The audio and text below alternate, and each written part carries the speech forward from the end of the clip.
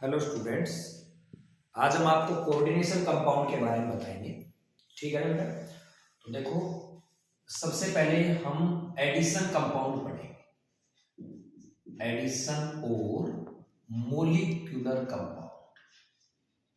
Molecular compound ये क्या होते हैं? एडिशन और मोलिक्यूलर कंपाउंड क्या होते हैं?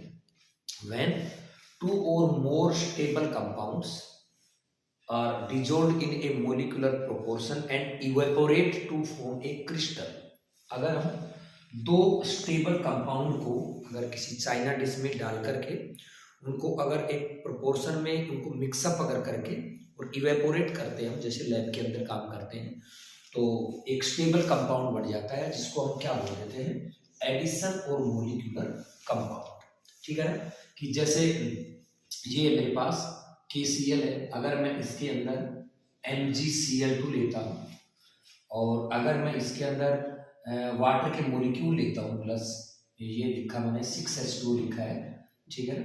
अगर मैं इन सभी से एक एडिशन कंपाउंड बनाता हूँ तो कंपाउंड मेरा इस तरीके से बन जाएगा। यहाँ पे लिखा मैंने MgCl2 इंटू 6H2O, जिसका नाम क्या होता है? Carnallite. This is addition compound. ठीक है ना? जैसे एक और लिख देता हूं मैं, जैसे लिखा मैंने K2SO4, ये खुद स्टेबल कंपाउंड है। अगर मैं इसके अंदर Al2SO4 की ट्वाइस प्लस 24H2O अगर डालता हूं तो यहाँ पर ये बन जाएगा K2SO4 इंटू Al2SO4 की ट्वाइस इंटू 24H2O, जिसको आलम बोलते हैं, पोटास आलम, फिटकरी भी बोल देते हैं। तो ये भी मेरा एडिशन कंपाउंड है, ये भी मेरा एडिशन कंपाउंड है।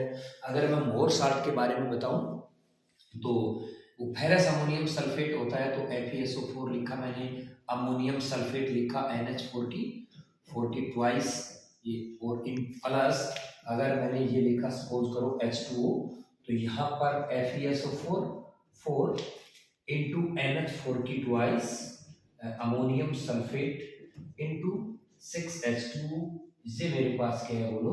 मोहर साल्ट। क्लियर है? ऑल आर एडिशन और मोलिकुलर कंपाउंड्स। अगर मैंने जैसे 4KCl ले लिया प्लस इसकी रिएक्शन मैंने FeCl की ट्वाइस से करी, तो यहाँ पर ये FeCl की ट्वाइस इंटू 4KCl बन जाता है। This is also addition compound. ये भी क्या होता है? अगर मैं कॉपर सल्फेट ले लूं प्लस इसके अंदर 4 अमोनिया की मोलिक्यूल अगर मिक्सअप करूं तो भी कॉपर सल्फेट इंटू 4NH3, ये मेरे पास सारे के सारे क्या होते हैं? एडिशन और मोलिकुलर कंपाउंड होते हैं।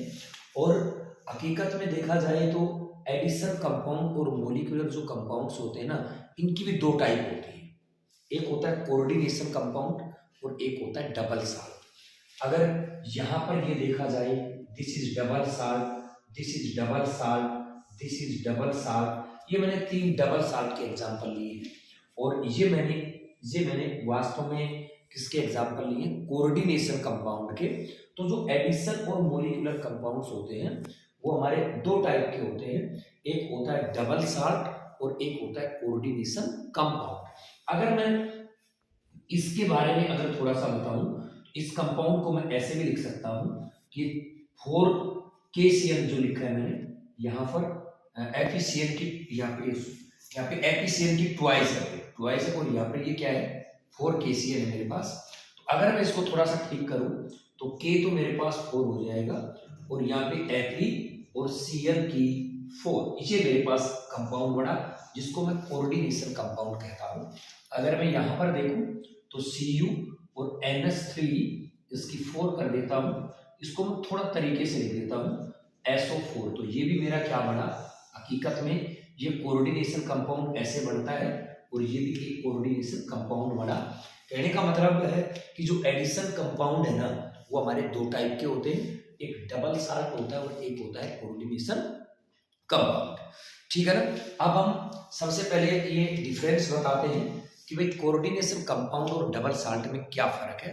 तो सबसे पहले हम ये लेते हैं कि what is difference between double salt and coordination compound. कि भाई कोऑर्डिनेशन कंपाउंड और डबल साल्ट में क्या फर्क है। जैसे मैंने ये ले लिया, हमारे पास एक फिटकरी ले ली है मैंने, ठीक है ना, K2SO4 into Al2SO40 thrice into 24H2O, ये पोटास आलम जो मैंने लिखा है ये मेरा डबल साल्ट है। और अगर मैं यहाँ पर K4 और यहाँ पर FeCN की 4 6 यहाँ पे, ये मैंने एक डबल साल्ट लिया। दिखने में दोनों एक जैसे लग रहे हैं, लेकिन सबसे मेन डिफरेंस इसका क्या है कि ये जो है ना कंप्लीटली डिसोसिएट हो जाता है। ये क्या होता है, कंप्लीटली डिसोसिएट। ये कंप्लीटली डिसोसिएट होगा किसके अंदर, अपने आयंस में। जैसे जैसे मेरे पास 2K पॉजिटिव, क्लियर है, ठीक है, प्लस SO4 2 नेगेटिव प्लस यहाँ पे एल्यूमिनियम 3 पॉजिटिव इंटू ये लिखा 24H2O। मेरा कहने का मतलब है कि कंप्लीटली डिसोसिएट हो जाता है। और ये अगर देखें इसको, अगर मैं इसके अंदर अगर वाटर डालता हूँ, इसके अंदर अगर वाटर डालूंगा तो यहाँ पर 4K पॉजिटिव, ये वाला जो अंदर वाला जो ये है स्क्वायर ब्रैकेट के अंदर जो है, ये कभी भी डिसोसिएट नहीं होता। समझ गए मेरी बात। ये भी डिसोसिएट होता है, मैं आपको बताऊंगा कि भाई इनकी स्टेबिलिटी के आधार पर डिपेंड करता है कि कंपाउंड भी दो टाइप का होता है, एक होता है परफेक्ट कंपाउंड, एक होता है इनपरफेक्ट कंपाउंड। तो वहां पे हम इसको थोड़ा सा और डिस्कस करेंगे, ठीक है। तो यहाँ पर ये अंदर वाला जो पार्ट है, नॉन आयोनाइजेबल पार्ट है, ये कभी भी डिसोसिएट नहीं होता। तो इससे ये फर्क पड़ता है कि अगर मेरे पास जैसे ये फिटकरी है, फिटकरी के अंदर K पॉजिटिव है तो ये को K पॉजिटिव का टेस्ट देगा। अगर मैं इसका टेस्ट करना चाहूंगा, SO4 है तो SO4 का भी टेस्ट देगा। SO4 का टेस्ट का मतलब है कि जैसे मैं इसके अंदर बेरियम क्लोराइड डालूं तो ये BSO4 बना देगा, व्हाइट प्रेसिपिटेट दे देगा। मेरा कहने का मतलब है कि अगर इनके अंदर जितने भी आयंस हैं, अगर उन आयंस का टेस्ट ये देता है, क्योंकि ये सभी को डिसोसिएट कर देता है। और अगर हम इस कंपाउंड के अंदर, मुझे पता है कि आयरन है, लेकिन आयरन का ये कभी टेस्ट नहीं देता है। क्यों? क्योंकि आयरन कभी आयंस में नहीं टूटता है। तो अगर कोई भी कंपाउंड अगर कंप्लीटली डिसोसिएट हो जाए तो उसको हम डबल साल्ट कहते हैं। अगर कंप्लीटली डिसोसिएट नहीं होता है उसको हम क्या बोल देते हैं, कोऑर्डिनेशन कंपाउंड। एक मैंने जनरल सा आइडिया आप लोगों को बताया है। तो जो कोऑर्डिनेशन कंपाउंड जो है मेरा, इस कोऑर्डिनेशन कंपाउंड का मैं इंट्रोडक्शन आप लोगों को बता देता हूँ कि जैसे ये लिखा है मैंने, इसके और भी डिफरेंस होते हैं, लेकिन अभी मैं इसका एक इंट्रोडक्शन आप लोगों को बताता हूँ, ठीक है ना। ये मैंने एक कंपाउंड लिखा, देखो ये वाला जो पार्ट होता है ना, इसको हम क्या बोल देते हैं, नॉन आयोनाइजेबल पार्ट, या इसका नाम क्या होता है, कोऑर्डिनेशन कंपाउंड। अगर मैं इसके बारे में अगर बात करता हूं, इसके बारे में, तो ये होता है सेंट्रल मेटल एटम, CA में लिख दिया मैंने, या सेंट्रल मेटल आयन भी बोल देते हैं। और ये जो CN होता है, इसका क्या मतलब होता है, लिगेंड होता है, which donate the electron pair to the central atom to form a coordinate bond। और यहाँ पर जो ये लिखा है मैंने, इसका नाम होता है कोऑर्डिनेशन नंबर।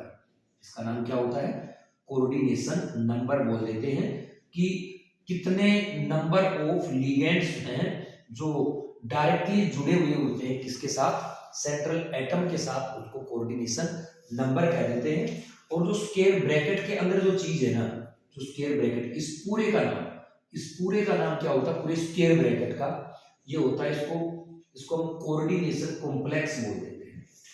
कोऑर्डिनेशन क्या बोल देते हैं, कॉम्प्लेक्स बोल देते हैं। या इसका दूसरा नाम कोऑर्डिनेशन स्फीयर भी होता है। बोलो क्या नाम होता है, कोऑर्डिनेशन स्फीयर भी होता है, या इसको कोऑर्डिनेशन एंटिटी भी बोल देते हैं। क्या बोल देते हैं, कोऑर्डिनेशन एंटिटी। क्लियर। अगर पूछा जाए कि भाई ये कोऑर्डिनेशन एंटिटी क्या होता है, वैसे पॉजिटिव हो सकता है, नेगेटिव हो सकता है, न्यूट्रल हो सकता है, समझ गए, तो हम बता देंगे कि the number of ligands are directly attached to the central metal atom and which are enclosed in a square bracket which is non-ionizable part of the coordination compound is known as coordination complex, coordination sphere. Thank you.